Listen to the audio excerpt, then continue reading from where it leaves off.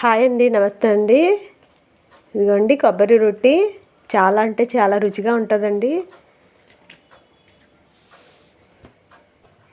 ఇదిగోండి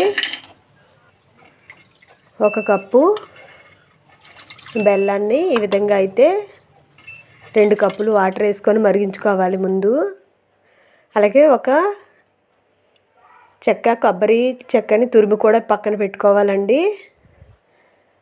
ఇదిగోండి బెల్లాన్ని కరగబెట్టిన తర్వాత వడకట్టేసి మరలా తీసుకోవాలి. ఇదిగోండి మనం ఏ కప్పుతో అయితే రవ్వ తీసుకుంటామో అదే కప్పుతో కొబ్బరికూరు, ఆ బెల్లం వాటర్లోని కొబ్బరికూరు, సాల్టు, యాలకుల పొడి, అలాగే ఒక 2-3 టేబుల్ స్పూన్లు శనగపప్పు నానబెట్టింది వేసుకొని మరిగిన తర్వాత ఇదిగోండి వరి రవ్వ. ఇది రవ్వ తీసుకుంటున్నానండి. మామూలుగా 1 కప్పు రవ్వ, 1 కప్పు రవ్వకి 2 కప్పులు వాటరు, 1 కప్పు బెల్లం వేసుకుంటే సరిపోతుందండి కరెక్ట్గా. ఈ మరిగిన తర్వాత ఈ బెల్లం రవ్వని వేసేసుకోవాలి.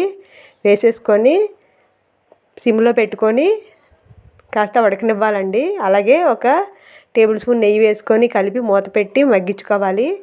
ఇదిగోండి ఈ విధంగా అయితే వచ్చేలాగా చూసుకొని స్టవ్ ఆఫ్ చేసుకొని కాసేపు సిమ్లో మూత పెట్టి పక్కన పెట్టుకోవాలి. ఎక్కువసేపు కాదండి.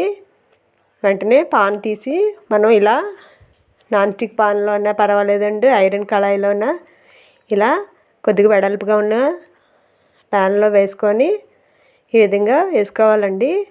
కాకపోతే ఈ కొబ్బరి రొట్టి ఏంటంటే తీయడం కొద్ది కష్టం అవుతుందండి. బాగా వేగాలి. చుట్టూరా నెయ్యి వేసుకొని సిమ్లోనే మగ్గించుకోవాలండి.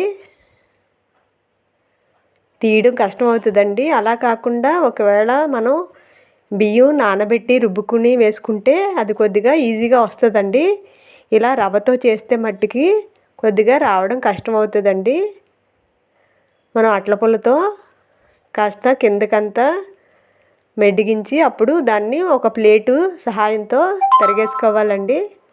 పైన ప్లేటు మూత పెట్టి తిరగేయాలి. కొద్దిగా ఇక్కడ ఇబ్బంది అవుతుందండి తిరిగేసినప్పుడు. అదే మనం బియ్యం నానబెట్టి మిక్సీ పట్టి రవ్వలా చేసుకుంటే అది ఈజీగా వస్తుందండి.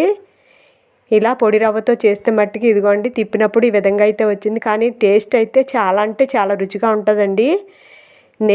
ఎక్కువగా నెయ్యి వాడితే చాలా బాగుంటుందండి వేసినప్పుడు. ఎప్పుడు చేయలేని వాళ్ళు ఇలా చేసి చూడండి. చాలా అంటే చాలా టేస్ట్ ఉంటుందండి.